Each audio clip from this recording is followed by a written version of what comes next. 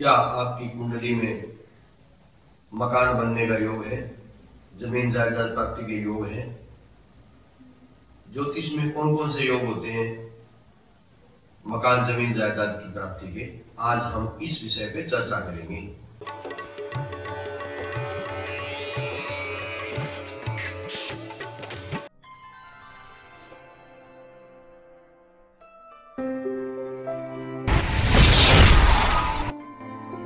नमस्कार, एस्ट्रोपार्क में आपका स्वागत है। आपकी सेवा में उपस्थित हूँ स्वामी आत्मविश्वास महेश चंद्र पुरोहित। प्रिय दर्शकों, क्या आप अपना घर खरीद पाएंगे? ज्योतिष इसके बारे में क्या कहता है?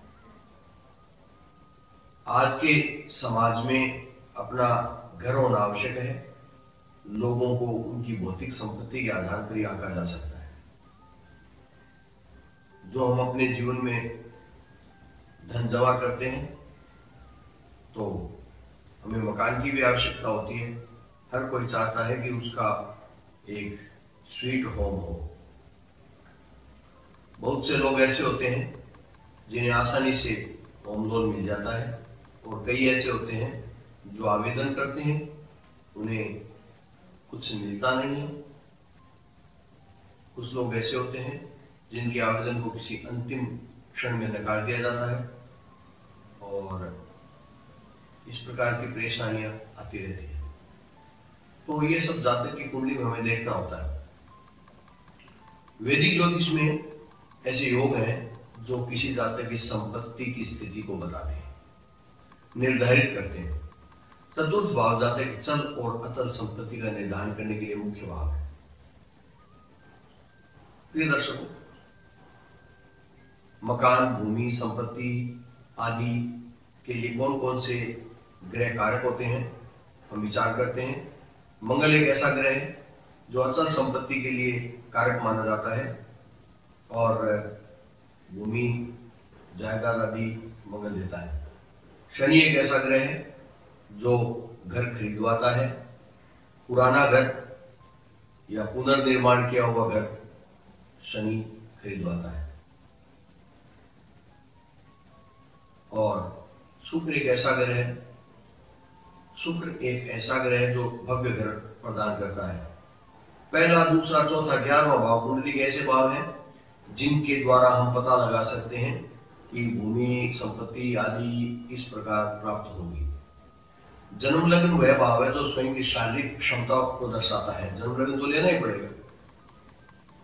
द्वितीय भाव जो है वो आपके बैंक बैलेंस का है, आपकी आर्थिक स्थिति का है। यदि आपके पास धन नहीं है, बैंक बैलेंस नहीं है, तो आप घर खरीद नहीं पाएंगे। चतुर्थ भाव ऐसा भाव है जो संपत्ति का, खुशी का, वाहनों का होता ही है, और चल अचल संपत्ति का निर्धारण चतुर्थ भाव से हम करते हैं। एकादश भाव जो है लाभ का, इच्छाओं का भाव होता है। यदि लाभ और इच्छाएं नहीं, आपकी कुंडली में ऐसा योग नहीं है, तो घर कैसे मिलेंगे आपको, और खुशियां कैसे मिलेगी? तो इसलिए हम इन भावों पर विचार करेंगे। तो देखिए, यदि चतुर्थेश व लग्नेश शुभ भाव में स्थित हो तो व्यक्ति के पास कई घर होते हैं। चौथे भाव की राशि का स्वामी अपनी स्वयं की राशि में, उच्च में, मित्र में यदि स्थित हो तो बहुत ही सुंदर घर प्रदान करता है।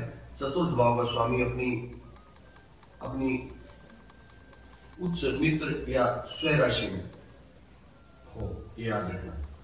यदि चतुर्थ भाव में स्थित हो तो बहुत सुंदर घर प्रदान करता है। लग्न में चंद्रमा से एकादश भाव के स्वामी द्वारा चतुर्थ भाव सकारात्मक रूप से प्रभावित होना चाहिए। लग्नेश व चतुर्थेश में युति हो, चतुर्थ भाव और लाभेश में संबंध होने से बहुत अप्रत्याशित तरीके से घर का लाभ होता है। दशमेश का चतुर्थेश या चतुर्थ भाव से संबंध महल जैसे विशाल घर को इंगित करता है। चतुर्थ भाव और दशमेश बलवान हो, मित्र हो और बहुत अच्छी स्थिति में हो तो यह बहुत अधिक जमीन जायदाद की संभावनाओं को दर्शाता है। चतुर्थ भाव में स्थित बुध कलात्मक घर प्रदान कर सकता है। चतुर्थ भाव में चंद्रमा नए घर देता है, जातक घर का निर्माण करता है, लेकिन अक्सर स्थानांतरण होने का योग होता है। जातक का भाग्योदय कृषि और भूमि से होता है। चतुर्थ भाव में सूर्य इंगित करता है कि जातक को पैतृक संपत्ति प्राप्त होगी। द्वितीय भाव में बलवान सूर्य पैतृक संपत्ति को दर्शाता है और निर्बल सूर्य हानि करता है पैतृक संपत्ति की। चतुर्थ भाव में बृहस्पति हो तो मजबूत और टिकाऊ घर प्राप्त होता है। चतुर्थ भाव में सूर्य और केतु हो तो कमजोर घर प्रदान करते हैं। चतुर्थ भाव में शनि और राहु हो तो पत्थरों से बना हुआ पुराना घर प्राप्त होता है। चतुर्थ भाव में शुक्र हो तो बहुत ही सुंदर घर प्राप्त होता है। चतुर्थ भाव में चंद्रमा और शुक्र होते हैं तो बहुमंजिला मकान प्राप्त होता है। चतुर्थ भाव में मंगल और केतु होते हैं तो ईंटों से बना हुआ घर प्राप्त होता है। चतुर्थ भाव में बृहस्पति लकड़ी का घर देता है, सूर्य घास का घर प्रदान करता है, अर्थात इन वस्तुओं की मात्रा ज्यादा होती है। चतुर्थेश स्वराशिस्थ, उच्च राशिस्थ या मित्र राशि का हो या चतुर्थ भाव में स्थित हो और चतुर्थ भाव में नवमेश भी स्थित हो तो एक सुंदर घर प्राप्त होता है। चतुर्थ व नवमेश में परिवर्तन योग हो, एक्सचेंज हो, वो उसकी राशि में बैठा हो, वो उसकी राशि में बैठा हो और मंगल के साथ हो तो बहुत अधिक संपत्ति की संभावनाएं बढ़ जाती है। यदि लग्नेश शुक्र हो और वो चतुर्थ भाव में बली हो, या यदि चतुर्थेश सप्तम में हो, या यदि सप्तमेश चतुर्थेश का मित्र हो और दोनों एक साथ बैठे हुए हो तो जातक को अपनी पत्नी या ससुराल से धन प्राप्ति का और भूमि संपत्ति आदि प्राप्ति का योग बनता है। लग्न में चंद्रमा से चतुर्थेश पर मंगल का सकारात्मक प्रभाव हो तो भूमि या संपत्ति का संकेत देता है। यदि पराक्रम भाव में बुध स्थित हो और चतुर्थ भाव का स्वामी अच्छी स्थिति में हो तो व्यक्ति को सुंदर घर मिलेगा। यदि चतुर्थेश स्व या उच्च नवांश में हो तो जातक को भूमि, वाहन, गृह आदि का स्वामित्व प्राप्त होता है।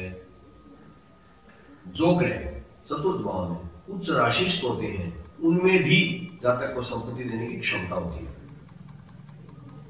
यदि जन्म कुंडली या नवांश कुंडली में या दोनों में चतुर्थेश अपनी स्व, मित्र या उच्च राशि में स्थित हो तो भूमि व संपत्ति प्राप्त होती है।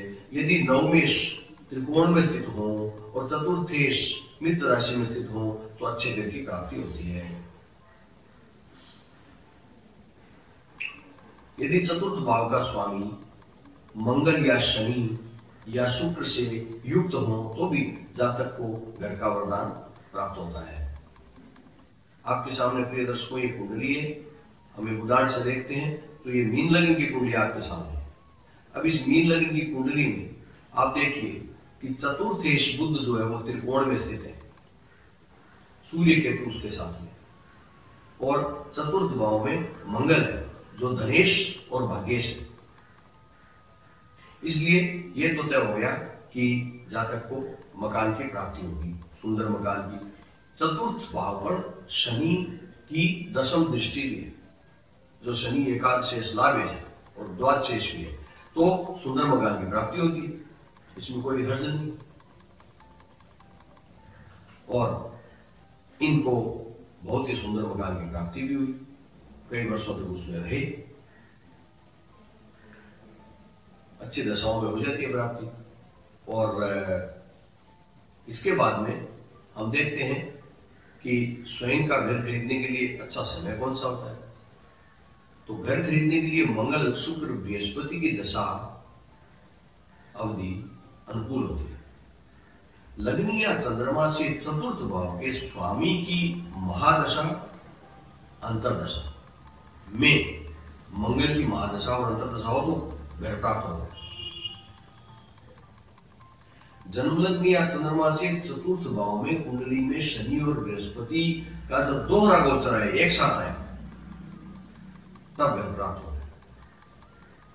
जन्म लग्न या चंद्रमा से चतुर्थ भाव या चतुर्थेश पर गोत्र में घूमता हुआ मंगल दृष्टि डाले तो घर प्राप्त होता है।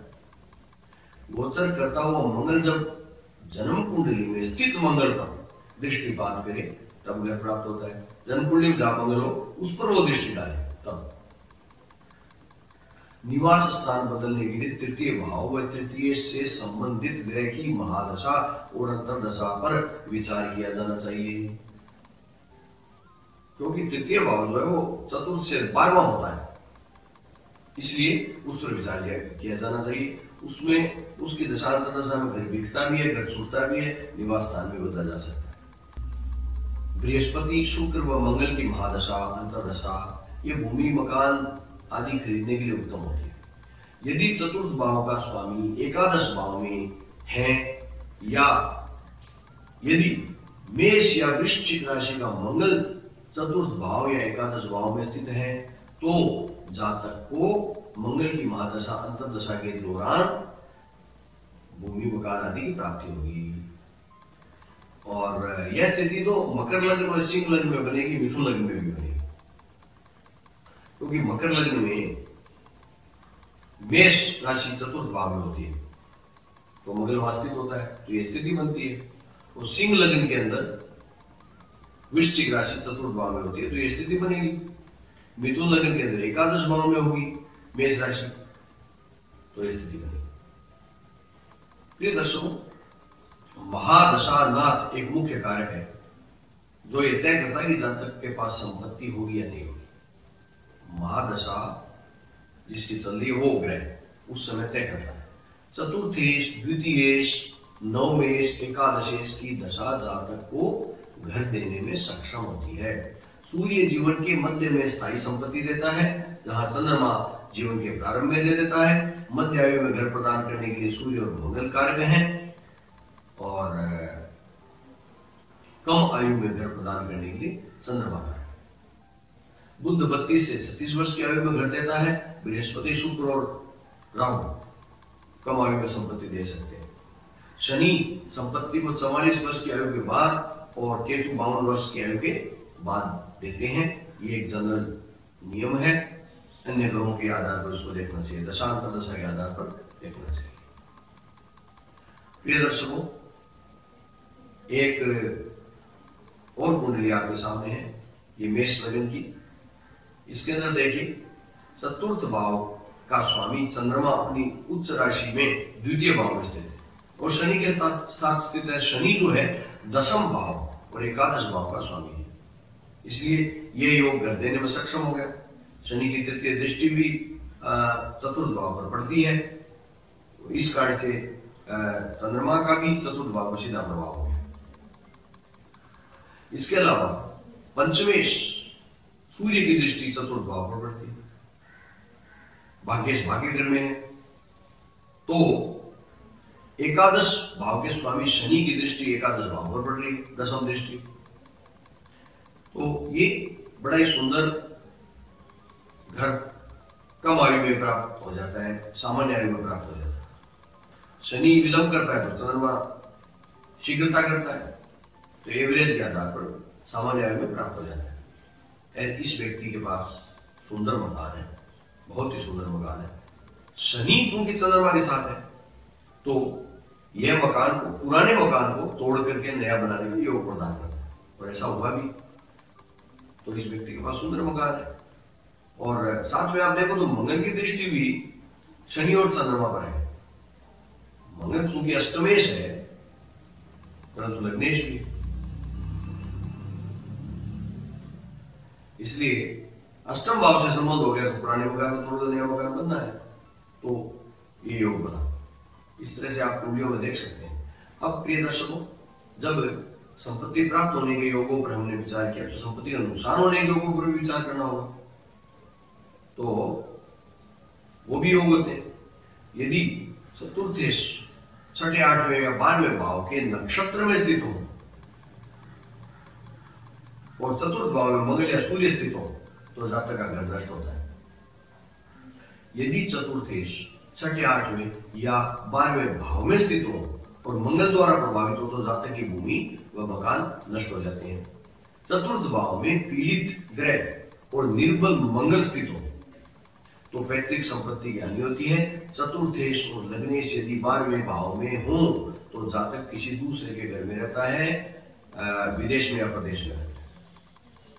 चतुर्थेश 6, 8 या 12वें भाव में स्थित हो और लग्नेश पीड़ित हो तो जातक सरकार की कार्यवाही के माध्यम से संपत्ति के नुकसान से पीड़ित होता है।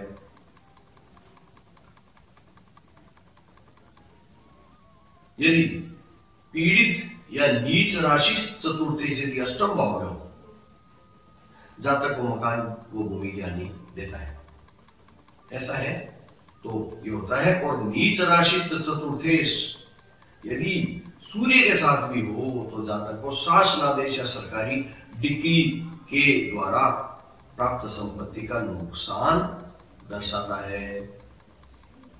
दर्शकों, चतुर्थेश यदि तृतीय भाव में शुभ ग्रह से दृष्ट हो तो जातक को अल्प मात्रा में स्थायी संपत्ति प्राप्त होती है, क्योंकि तृतीय भाव 12वां हो गया चतुर्थ, लेकिन शुभ ग्रह से यदि दृष्ट हो तो अल्प मात्रा में प्राप्त हो जाती है। यदि चतुर्थ तृतीय भाव में हो, शुभ दृष्टि से रहित हो तो संपत्ति का नुकसान होता है।